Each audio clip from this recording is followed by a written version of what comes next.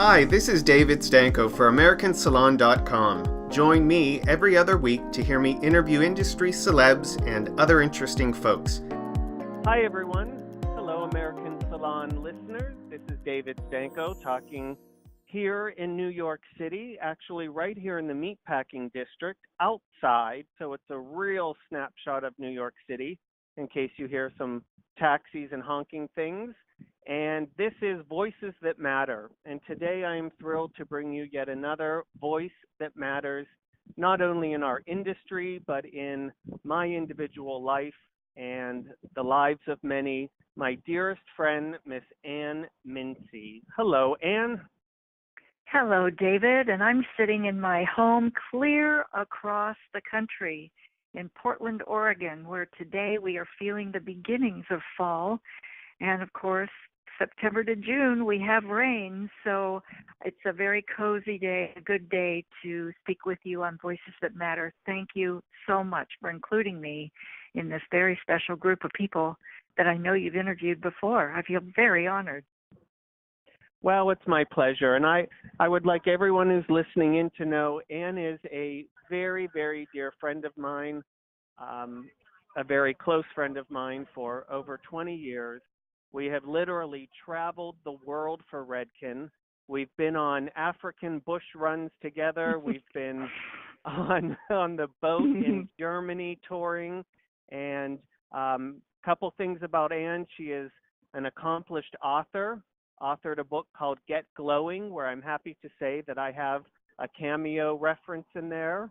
Ann and I lived through September 11th together, which is timely for this interview, as probably right around that time, all of the listeners will be able to hear that very, very memorable day on September 11th.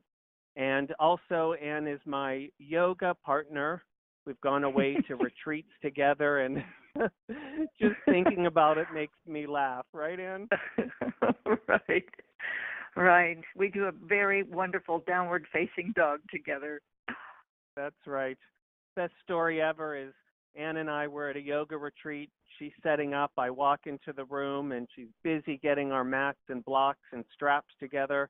And it's very quiet and very zen. And she looks up at me and says, "Do I have too much makeup on?" Everyone else well, is in not Birkenstock. Right. I said, "Not if you're Beyonce. You're fine." So, Ann, why don't you just give a snapshot to the listeners, just a little bit about your resume and biography? Well, I'm very aware of I am statements.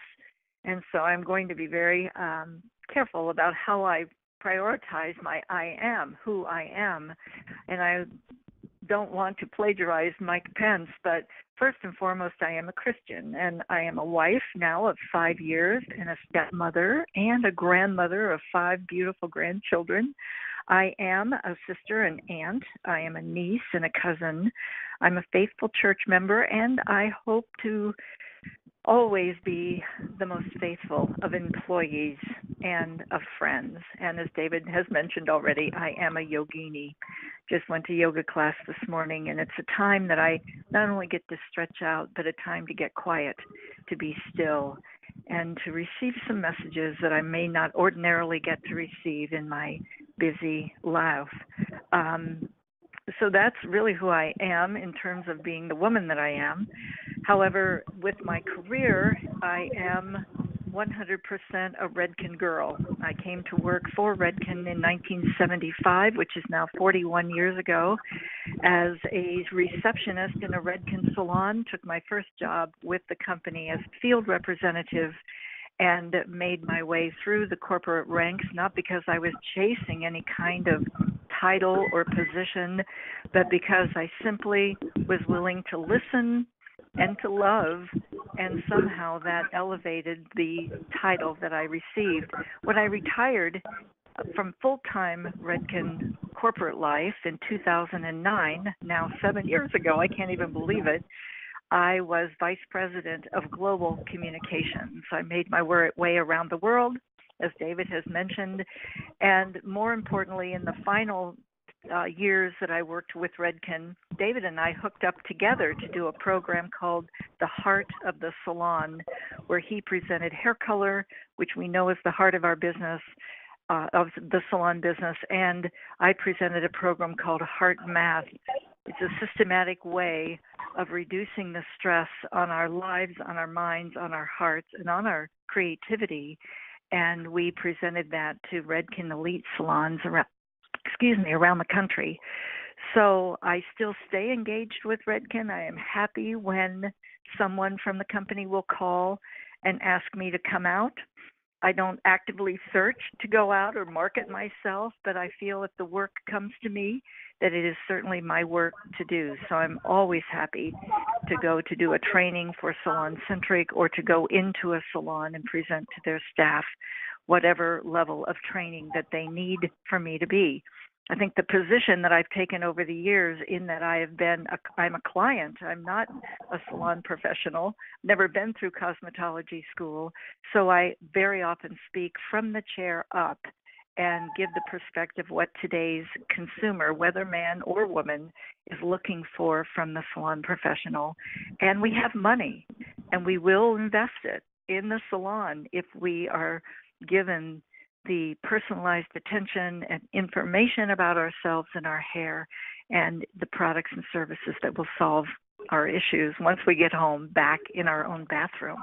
So that gives you sort of a thumbnail sketch of who I am, what I've done for Redken, and just on the precipice of a new year, 2017, and what's coming next. Okay, that is one of the most concise and audible. I mean, that's the history. That is your history. But I want everyone also to know some of the amazing things. You know, not only are you what we coined the heart of Redken, which is absolutely true. And I think at this point, folks get a sense of just who you are already based on your response. But you're also, I mean, I really would say that you're an industry icon. And I know that you were the recipient of the City of Hope a few years ago and single-handedly managed to raise $4 million for that organization. Can you tell us a little bit about that experience? It's very interesting to me, David, that not being a hairdresser, salon professional, service provider, whatever the term is that people are using these days in the industry, not having that moniker. The industry did honor me for the contributions that I made. And again, I have to boil it down to and repeat myself is that I think all I ever did was that I 100% listened and I 100% loved unconditionally wherever I was. And for that, I was honored with 11 industry I was recipient for 11 industry honors, and of those was the City of Hope Spirit of Life honor, and that was to me the highest. My sister was diagnosed with breast cancer, my sister Kathy, on the day that I was notified by City of Hope that they wanted me to be the honoree. So I really took that honor and the responsibility. A lot of people don't know that when you're given an award like that, there is also responsibility for fundraising. And so it's opening up your Rolodex back in the day. Now it would be your address book on your phone and calling your friends and getting the whole industry engaged in the cause marketing fundraising so that we could give City of Hope a rather substantial check. So someone said to me during that campaign, someone who had also done a campaign very similar, they said to me, people don't give to causes, people give to people. And I personalized the City of Hope campaign that year and asked every salon, every distributor, every manufacturer to think of someone in their world who had been touched by cancer, specifically in our case, breast cancer. And I used my sister Kathy as my example, as the reason I wanted to be a part of this campaign. And we did raise, I believe it was $1.4 million, David. But over the years, our industry has given hundreds of millions of dollars to various campaigns, and specifically to City of Hope and all of their outreach, not only to breast cancer, but also diabetes, HIV, AIDS, and other life-threatening diseases. So, yes, that was one of the greatest honors that I had, to present that check, to have my whole family there. You were there that night, and we used Josh Groban's theme, "You Raise Me Up," as our theme song, and it was a very spirited time. But I'm grateful for every moment that I was honored by the industry, and know that every single one of those honors comes back to the senior management team on which I sat at Redken, headed by Pat Parenti and our whole team, as well as all of my friends and colleagues and salons and distributors who are still my friends over all these years. So we all get the award together. Now, you've said some very interesting things about the responsibility and the networking. Those are two things I've taken out of that. Can you speak to, because you and I have been in a lot of salons separately and a lot of salons together, how can we take your message of stepping up, of being identified in your community, of networking, to help build or grow the salon business today? Some of the best ideas are the most simple. One, I learned from my friend Kathy Garrett down in Greenville, North Carolina, South Carolina. She has a salon, and she says everywhere she goes, there's business. So if she's in the produce department of her market, or if she's at a Chamber of Commerce meeting, or whether she's sitting in Sunday school, it doesn't matter. There's always business wherever she is. And so she'll look at someone and simply go up to them with her business card and just say, "If I can ever be of service to you, I'd love to hear from you. Here's my card." And she's not putting them on the spot. She's not saying, "Boy, do you need my help?" She's just saying, "If I can ever be of service to you, here's my card." So I think that one very simple, what we call circumstantially aware, being aware everywhere we go that there is potential business, potential new customers, new clients that we can bring into the salon simply by approaching them in that way. Another thing that I really think is important is the whole idea of being grateful. And you and I have certainly had many conversations around gratitude, but I think today, because texting and Instagram and emailing is so prevalent, to be grateful on a very personal basis, in that just today I picked up a thank you card and hand wrote some thank yous for the weekend that we've just had. And I think adding that personal touch, putting a stamp on an envelope, writing out a thank you note, and sending it, whether it's to a new guest that has just come into the salon, or if it's to someone a client who gave you a birthday present, and rather than just writing them a quick text of a thank you, to really give some thought and some feeling behind the gratitude that you want to show to them. And so I think handwriting a note, I'm always aware, what would Jackie Kennedy do? What would Jackie do? And I think Jackie would use social media for the right time, in the right way, for the right purposes. I also think that she would never go beyond the thought that sending out a handwritten note is just too old-fashioned. I think she would think it would be very current right now. So I don't know, David, we could go on and on with other ideas of networking, but I really believe that reaching out wherever you are, and then those who do come to you, following up with a handwritten note to thank them, are just two very simple and doable things that you could do to build your business. Well, that's a beautiful way to integrate that, and I fully get behind you on that. In a world of social media where you go to dinner now and you see families that are just texting, their heads in the screen until dinner is served. And in the salon world, I work with Lakari Cutler on Fifth Avenue, and there is nothing more impactful than a firm handshake to say thank you, and a follow-up call, or a gift basket, or the personal touch, which we sometimes forget about. So thank you for telling all of our listeners that some of the classic ways of gratitude and thanking people are still the best. The handwritten Yes, notes. I'm sorry, David. I just wanted to add one more thing. One of the trainers that came from the Gutman Development Systems that trained all of us at Redken in senior management and also in the field and on, we had a trainer one day who said to us, he said, what do you do to spoil your best customers? And that really got me thinking, and I think it's very appropriate for a salon to sit down and discuss in a salon meeting, what do we do to spoil our best customers, those who are faithful, those who rebook, those who buy our products, those who spread the news about our salon and bring their family and bring their friends. What do we do for those folks? And I think it's a very timely thing for us to think about and a huge business builder for us to give special attention, perks, promotional items or promotional dollars off, whatever the salon can afford to do, but to truly focus in on those who are being loyal to them. And I just wanted to add that as one more thing that I think would be a great business practice to continue to build business. Well, it made me think of, I've been in the business 29 years now, and I feel I can speak with, I'm not as wet behind the ear as I once was.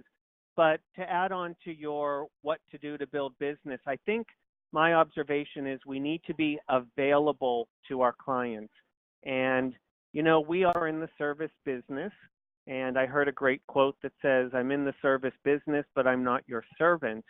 So there is a line in the sand. However, we need to be available. So anyone listening who's new to the business, and that could be 3, 5, 7 years into the business, if you want to be successful, make money, get good holiday tips, etc., you need to dedicate yourself to availability. So that means if someone needs to come in a half an hour or an hour before you technically start, it would be in your best interest to do that.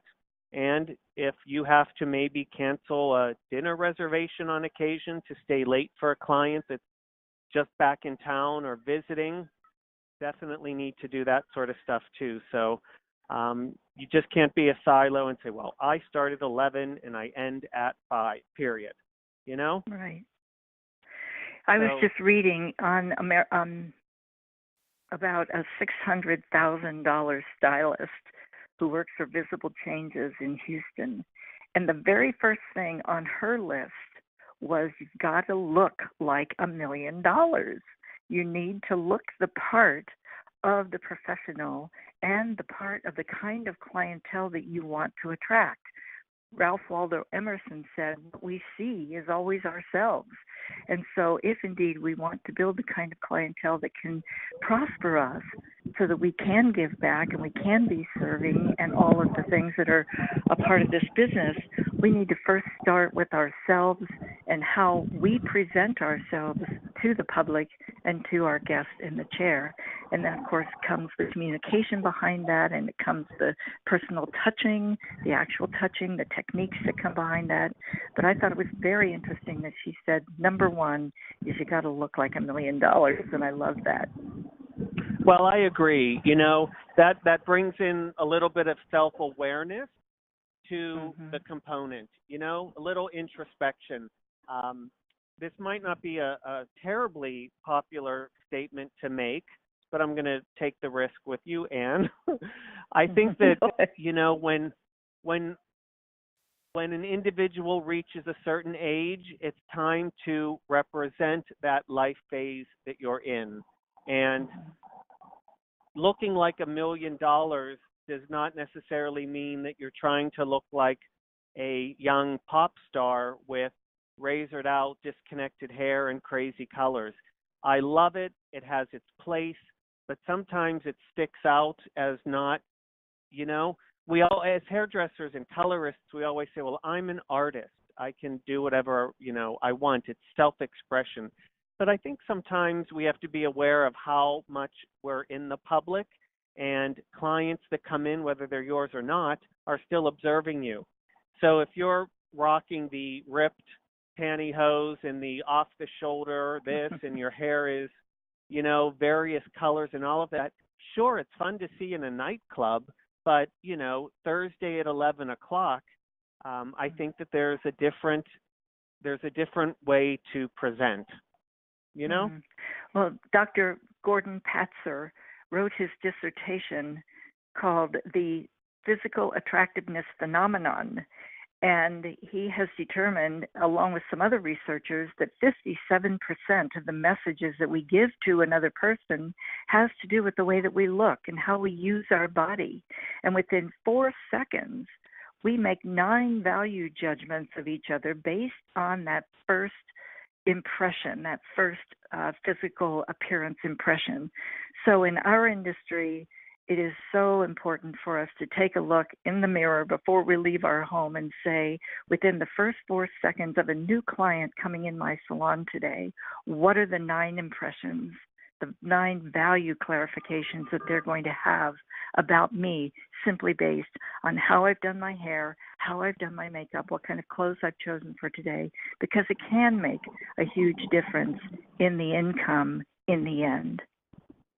Well, I agree. And I'll just finish this subject with, I believe, a quote from Coco Chanel saying, before you go out for the evening, go back into your bedroom and take one thing off, So, right. I'll remember that. That's a good one.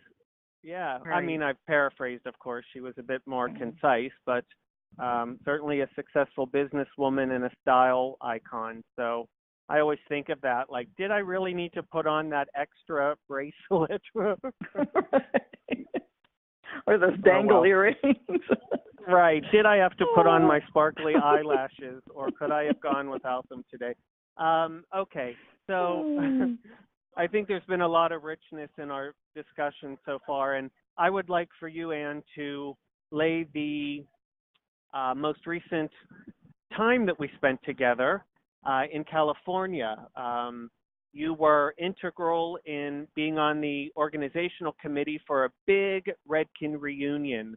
And I attended that reunion, and you and I spent a lot of quality time together.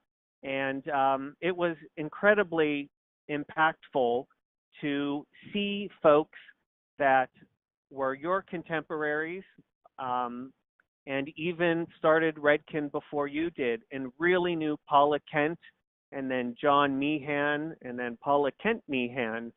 So tell us just a bit about the spirit that was at this reunion and who some of the players were.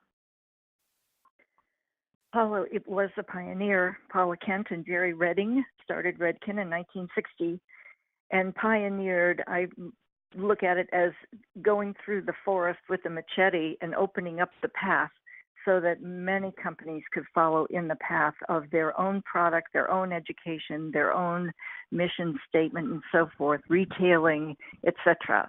So Paula was the pioneer. Her husband, John, came in as the vice president of sales, and ultimately they got married, and he became the president of the company. And together, her love for science and the fact that she felt the hairdresser was the expert to go to for any hair and grooming needs, beauty and grooming needs. She took that part of the company, and he took the sales part, and together they were a dynamic team that led Redken through amazing pioneering times. So it was all of us that were part of their family. They were married. They never were father and mother figures to us, but they certainly were role models for us. And it was truly amazing to have these people from the 60s and 70s all the way up to current employees of Redken who are working at Redken Fifth Avenue, NYC, to gather together and to have this one bond of love and trust and loyalty, devotion to what we know as Redken as the pioneer, the leader, the one who has truly lighted the way for the industry and still does. So the reunion came out of the idea that I saw on a sign in the Washington, D.C. metro system I was there on the moment that I got a call from California that Paula Kent had passed away. I had just been with her 16 days before. I knew she was not going to linger long. And I got the call, and this sign in the metro system said, "Stay forever connected." And I took that as a direct message from Paula that she definitely, the one who threw parties over the years and got people together and celebrated and thanked and congratulated, she wanted us to continue to do that, to stay forever connected. So that was the theme of our reunion. And we had 119 people that gathered at a restaurant on Saturday night, and we had a 1-minute memory moment where we passed the microphone around and people got to share their memories of Redken. We all sang our Redken song, "Light the Way," together, and it was just a great time of both individual and group celebration. And David, I think you would want me to also mention that earlier in the day, 31 of us gathered on the hill at Forest Lawn Cemetery in Glendale, Hollywood, Glendale. And we visited the site where John and Paula are laid to rest. And it was, again, a beautiful time where individuals spoke about their personal involvement, their personal reflections, their personal relationships with both Paula and John, and then we each laid roses on their graves. And it was just a beautiful completion, and I think for many a closure time that they could pay their respects and just linger with the memory of being together encircled around their site. So it truly, and continues to be on Facebook, one of the hot topics of the day, of everyone being so grateful and committing that we will stay forever connected. Well, it was a beautiful weekend, and I think what struck me the most when I flew back and had a quiet moment was the fact that everyone was there under the Redken umbrella and the spirit and the connection they felt. Because when I thought about it for a moment, it was almost intimidating to see and know that the executives and the higher management of all of the companies were represented, from Goldwell to Aveda to Pravana to hot tool companies, and everyone sort of left their titles and their task list and their project list behind, and they were there body, mind, and spirit for Paula and for John, and that was impressive, Anne. Yeah, it's really true that when we come back to where we learned all the skills and had the training of the best trainers in the world, and we depended on each other for so much through all the years, and we still do, that even though we have Kristen Farrell at Paul Mitchell and Steve Goddard at Pravana and Tony Wells at number 4 and Sandra Humphreys at Goldwell and on and on and on, when we get together, it's just us kids, us Redken family together again. And I know it'll always be that way. And someone said, what are we going to do next? So I think we're looking toward 2020 when we can celebrate Redken's 60th birthday, and that'll be another glorious time. But maybe we'll get together before then too, but at least that'll give us something to look forward to in a mightier way. Yes. Well done on that. And thank you. In our time together, you mentioned some of your upcoming projects that you are embracing. And you mentioned, I believe, I don't know if I'm spoiler alert, but you're going to embark on a new blog experience. What can you tell our listeners about that? I am. I was stuck to the television during the Olympics, and I was so proud of our teams and our individual achievers, and I loved it when the flag rose and we had tears in our eyes when our athletes sang the national anthem. And I just, with that, along with the election coming up, and 4th of July came and went, and I just had this new surge of Americanism and patriotism. And so I've decided to write a blog called Proud to be American, A-N-N, American, and just reflect on all the reasons why I personally believe in our country, why I personally am grateful to be in this country. I feel that any of us who are here have won the lottery already.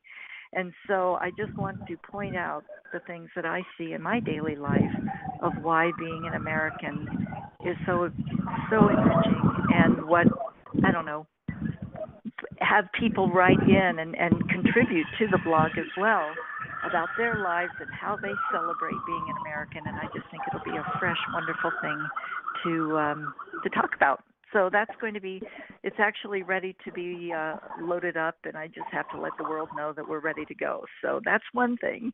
And then, of course, Symposium, Red King Symposium, 10,000 Redkin believers from all over the world will be gathering on Mandalay Bay in January, the 15th through the 18th, I believe it is. And I've been honored to be asked to host a classroom with Blair Singer, a world-class trainer, and has been one of my personal trainers. David, I know you have also benefited from Blair, and we will be presenting his information and our information on Live Best. For many years, we've been saying earn better, learn better, earn better, live better, and now I think it's time to turn it up a notch and to learn best, earn best, and live best. And so Blair and I will be presenting our classroom entitled Live Best. Well, on that spirit of education, which you've just outlined for us, and by the way, congratulations on, starting the blog, and I think that'll be fun. I think Thank with you. our American salon friends and industry friends, that'll be good fun to keep an eye on. So congrats on that. Thank you. Let me just say, I want to just have one thing to in that, and this is how people can contribute. I believe that America can stay beautiful as Americans stay beautiful, and so all the beauty tips in the world that we can give to Americans to stay beautiful can also be included in this blog. Okay, that's all I wanted to say. Okay, but on the front of education that we were talking about and inspiration, sorry, I've always forgot to disconnect my phone on these recorded lines. I apologize, everyone. But I wanted you to just sort of deliver a message to salon professionals out there. And here's the subject matter. How can you, as you said, you've never been a cosmetologist, but you speak from the consumer or the client standpoint. What are some of the maybe top 2 or 3 things that impress you and make you want to go back to the same colorist or hairdresser or stylist? When I'm greeted in the salon by my stylist, it's wonderful for you to come to me and to walk and talk with me back to the chair or back to the shampoo area or wherever our first stop is, rather than standing 20 feet away from me and saying, "Hey, Ann, nice to see you. Come on back." It's just lovely to walk and talk together. So that would be the first thing. The second thing is when I sit in your chair, I would love for you just to stand or kind of scooch down on your booth, as your vanity table, as close as you can to get eye to eye with me and just chat for a moment. And David, you used to do this with me when I'd come into the salon when you did my hair color in New York. You would always say to me, "Okay, tell me what's going on. Tell me what works. Tell me what you liked. Tell me what didn't." And just that open communication and the fact that you're giving me the power to unload and to let you know what worked for me and what I'd love to see this time. So that eye-to-eye contact, rather than looking and talking to me through the mirror, really makes a difference. And then again, at the end of the service, for us to walk together up to the front desk. And I learned 9 magic words from a young beauty school student who had just graduated and got into the salon. And we were in Rhode Island together, David, and there was a contest, a retail contest, and she won it. And I said to her, "How did you win this contest? You're so new." And she said to me, "I don't know. I guess just at the end of the service, I put the products out that I used on the client, and all I say is, here's what you need. Take what you want. Here's what you need. Take what you want. And I always love that, again, giving power back to me, that I understand that these are the products that will be used at home. But today, with my buying power, maybe I can only afford to take the shampoo, conditioner, and the hairspray. But you're giving me the power to choose what I want for today. So the greeting, the consultation eye to eye, walking me back up, and showing me what it is that I need and giving me the power to choose what I want are the three major things that really impress me when I am a client in a salon.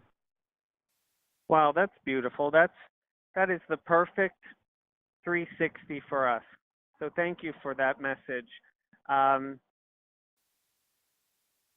Is there anything else in your heart or spirit that you feel you want to communicate to everyone now? Or what's in the future for Ann Mincey?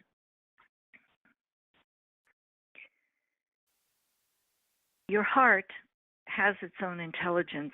So whatever your heart is feeling, whether they're feelings of joy or feelings of opposite of joy, of sadness, of anger, of grudge, of judgment, whatever your heart is feeling is sending a message to the brain, and the brain is sending like chemicals and hormones into the body.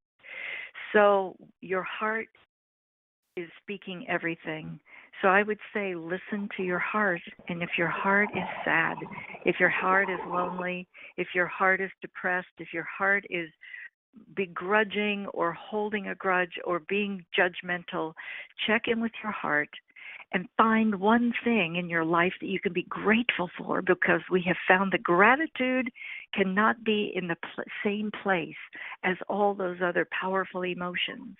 And when gratitude is in the heart, then the brain sends to the body the healthy, vital, positive, recharged, energetic, creative juices that it needs to carry you from day to day, from strength to strength, from success to success. So I would say check in with your heart every day, because as you're standing behind the chair, your heart is right at my head, and your heart can actually influence my brainwaves.